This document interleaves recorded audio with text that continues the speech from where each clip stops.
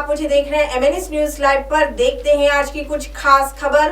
हाथरस की घटना का नागपुर वासियों की ओर से कड़ा निषेध। उत्तर प्रदेश के हाथरस में घटित सामूहिक दुष्कर्म की घटना की निंदा करते हुए आरोपियों को फांसी की सजा मिलने व कांग्रेस नेता राहुल गांधी के साथ की गई धक्का मुक्की की घटना के विरोध में नागपुर के संविधान चौक में नागपुर वासियों ने उत्तर प्रदेश की घटना का तीव्र निषेध किया। दिल्ली का निर्भया प्रकरण हो या नागपुर के समीप घटित खैरलांजी हत्याकांड, ऐसे अनेक मामले में भारत में वर्षानुवर्ष की कार्रवाई के बाद न्याय मिलता है। भारत में हर 15 मिनट में एक बलात्कार होता है। इस हिसाब से एक घंटे में 4 बलात्कार होते हैं। ऐसी जानकारी भारत में हुए सर्वे द्वारा पता चली है। देश में कई बलात्कार के मामले सामने आते हैं, पर हर प्रकरण में न्याय मिलता हो ऐसा नहीं है, जिस वजह से हाथरस की घटना में जल्द से जल्द न्याय मिलेगा कि नहीं, ऐसा सवाल इस दौरान नागपुर वासियों के मन में खड़ा हो रहा है। RSS मुर्दाबाद, मुर्दाबाद, मुर्दाबाद। योगी सरकार मुर्दाबाद, मुर्दाबाद, मुर्दाबाद। योगी सरकार मुर्दाबाद, मुर्दाबाद, मुर्दाबाद। योगी मोदी मुर्दाबाद, मुर्दाबाद, मुर्दाबाद। योगी मोदी होश में आओ, होश में आओ, होश में आओ। योगी मोदी होश में आओ, होश में आओ, होश में आओ। योगी नहीं ढोंगी है, ढोंगी है, ढोंगी है। योगी नहीं ढोंगी है, ढोंगी है, ढोंगी है। योगी राज मुर्दाबाद, मुर्दाबाद, मुर्दाबाद। योगी राज मुर्दाबाद, मुर्दाबाद, मुर्दाबाद। अरे मनु राज की टक्कर में चोर जुलम की टक्कर में वाल्मिकीला न्याय मिळालाच पाहिजे।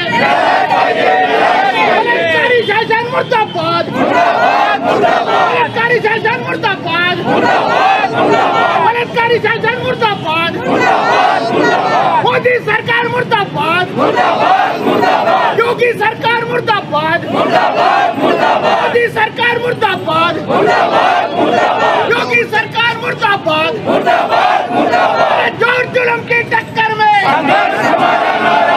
चोर जुलम की टक्कर में हमसे जो टकराएगा, हमसे जो टकराएगा, मोदी सरकार मुर्दाबाद, योगी सरकार मुर्दाबाद, योगी सरकार मुर्दाबाद, बलात्कारी सरकार मुर्दाबाद, बलात्कारी सरकार मुर्दाबाद। अरे हमसे जो टकराएगा, हमसे जो टकराएगा, वाल्मिकीला न्याय मिळालाच पाहिजे, वाल्मिकीला न्याय मिळालाच पाहिजे, वाल्मिकीला न्याय मिळालाच पाहिजे, वाल्मिकीला न्याय मिळालाच पाहिजे।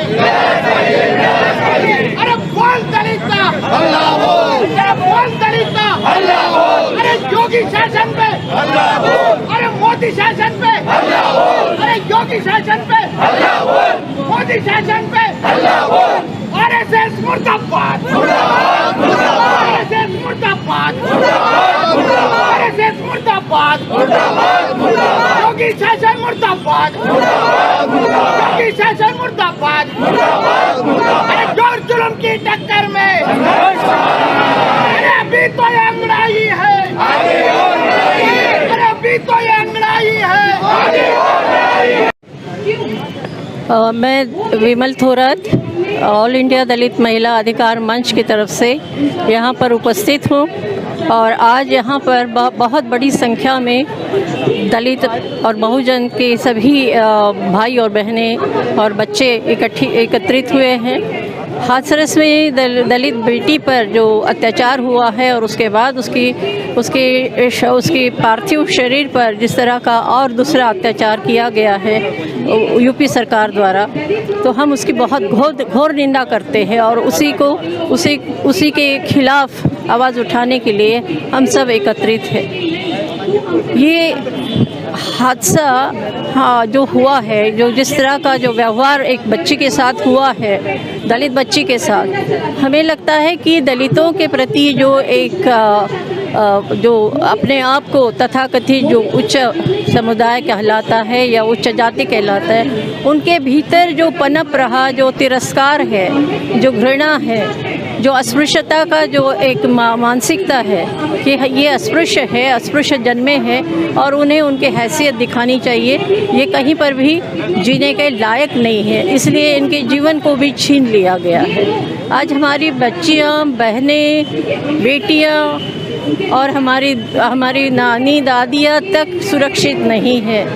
दिल्ली में 70 साल की एक जो दादी और नानी रही होगी, उसके साथ बलात्कार हुआ है। तो कहाँ पर हमारी महिलाएं, इस देश की महिलाएं सुरक्षित है? सुरक्षा का जिम्मा केंद्र सरकार का और राज्य सरकार का होता है। और शपथ लेते हुए, मुख्यमंत्री की शपथ लेते हुए उनको ये कहना होता है कि वो देश के या अपने राज्य के सभी जनता की सुरक्षा का जिम्मा उनके ऊपर वो अपनी शपथ ग्रहण समारोह में लेते हैं। तो यहाँ पर जिस तरह का व्यवहार एक दलित बच्चे के साथ किया गया है, क्या ऐसा ही व्यवहार वे उनका एक सवर्ण समुदाय की बच्चे के साथ करते? ये सवाल है, ये मेरे मन में सवाल है। निर्भया को न्याय दिलाने के लिए 7 साल लगे हैं और लगातार 7 साल तक महिला आंदोलन और महिलाओं ने और तमाम लोगों ने इसके खिलाफ अपनी आवाज़ बुलंद रखी, लेकिन उस केस को कमज़ोर करने की बहुत कोशिशें हुई, जहां यूपी सरकार की तरफ से, दिल्ली सरकार की तरफ से, लेकिन जो महिलाओं का जो संघर्ष है वो कमज़ोर नहीं हुआ। निर्भया की माता माँ जो है आशा जी और उसके पिता, ये कहीं कमज़ोर नहीं हुए। उन्होंने लगातार लड़ाई लड़ी और उनके साथ जो उनकी निर्भया की केस लड़ने वाली जो जांबाज एडवोकेट है, जो उनको तो हम सलाम करते हैं। आज हम भी यही सोच रहे हैं यहाँ खड़े होकर कि हमारी बिटिया को, दलित बिटिया को, मनीषा को न्याय दिलाने के लिए ऐसे ही जांबाज लोगों की ज़रूरत है जो कि हमारे साथ खड़े होकर इस कमज़ोर की गई केस को, इस मामले को बहुत कमज़ोर किया गया है। पुलिस ने सारे सबूत मिटा दिए गए हैं और फॉरेंसिक लैब का जो रिज़ल्ट दिखाया गया है उसमें रेप नहीं हुआ है, इस तरह की स्टेटमेंट दिया गया है। तो ये क्या है? ये यही दर्शाता है ना कि दलित बच्ची के साथ हुए अत्याचार को, बलात्कार को और उसकी हत्या को इतना कमतर समझ रहे हैं, इतना कमज़ोर करके देख रहे हैं कि उसे न्याय नहीं मिले। क्योंकि न्याय की गुहार करने के लिए देश के कोने कोने से अब रीट पिटिशन डाले जाएंगे और बहुत जगह पर कोर्ट में केसेस डाली जाएगी, ये वो जानते हैं। लेकिन इसलिए इस केस को कोर्ट में खड़े न होने के लिए और कमज़ोर करने के लिए सरकार ने, यूपी के सरकार ने, योगी सरकार ने बहुत निहायत बदतमीज़ी की है। इस बदतमीज़ी को, इस वाहियात बात को हम नहीं सह सकेंगे और तमाम लोगों के साथ मैं यहाँ पर अपनी बात दर्ज करती हूँ कि हम योगी सरकार को उसकी कुर्सी से हटा के ही रहेंगे और अपनी बच्ची को, हमारी बेटी को न्याय दिला कर रहेंगे। सभी को जय भारत। मैं साइली पाटिल। आज हम संविधान चौक पर जमा हुए हैं रेप के अगेंस्ट में आवाज़ उठाने के लिए। भारत में एक सर्वे के द्वारा बताया गया है कि भारत में हर 15 मिनट में एक रेप होता है, मतलब हर 1 घंटे में 4 रेप। ऐसे कितने तो भी केसेस हैं जो अभी भी पेंडिंग पड़े हैं, किसी को न्याय मिला, किसी को नहीं मिला। काफ़ी केस तो सामने भी नहीं आए, 10 में से 1 केस सामने आता है, बाकी तो शर्म से, बदनामी की वजह से पीछे हटे रहते हैं, आवाज़ नहीं उठाते। ठीक है, रेप होता है। अभी 4 दिन मनीषा दीदी के केस को 4 दिन नहीं हुए, नागपुर में एक और केस सामने आया। जरीपटका में एक लड़के ने अपनी ही गर्लफ्रेंड का बलात्कार कर दिया, साथ में उसने अपने दोस्तों को भी बुलाया। जब ये घटना सामने आई तो सोसाइटी के लोग अपनी लड़कियों को समझाने लगे कि देखो ऐसे होते हैं लड़के, ऐसे होते हैं दोस्त, लड़कों से दूर रहना, उनके पास नहीं जाना, उनसे कम बातें करना। पर क्या किसी ने अपने लड़कों को बोला कि अगर तुम्हारी कोई दोस्त है तो उसके साथ ऐसा ना करे? भाई तुम्हारी तुम्हारा गुस्सा, तुम्हारा एंगर, तुम्हारा अग्रेशन, तुम्हारा ईगो एक जगह, लेकिन किसी की ज़िंदगी उसकी अपनी जगह होती है। ऐसा किसी की ज़िंदगी बर्बाद करने से क्या मिलेगा? कोई अपने दोस्त को, किसी ने अपने लड़के को ये समझाया कि नहीं, अगर तुम्हारा कोई दोस्त, किसी दोस्त के दिमाग में ऐसा कुछ चल रहा है तो उसे रोको, उसे समझाओ, ना कि उसका साथ दो।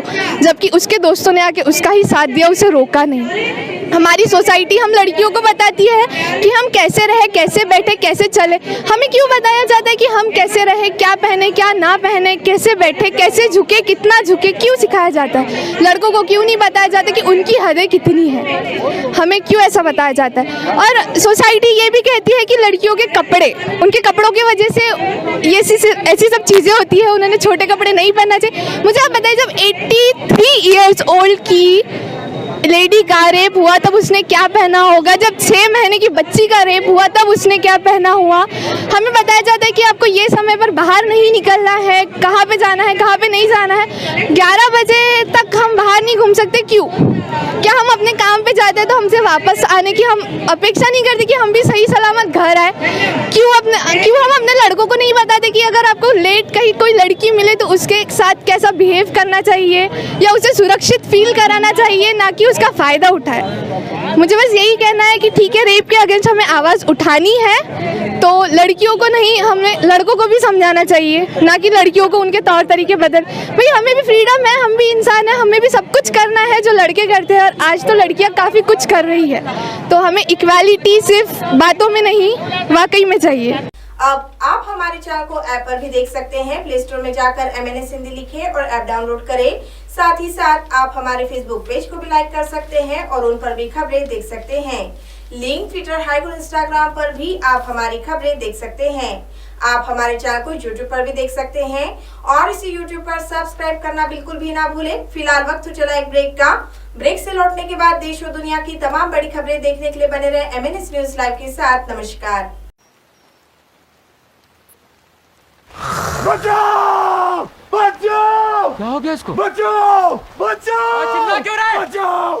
बचाओ! बेवकूफ। बचाओ! कोई जानता है इसको? है कौन? बचाओ!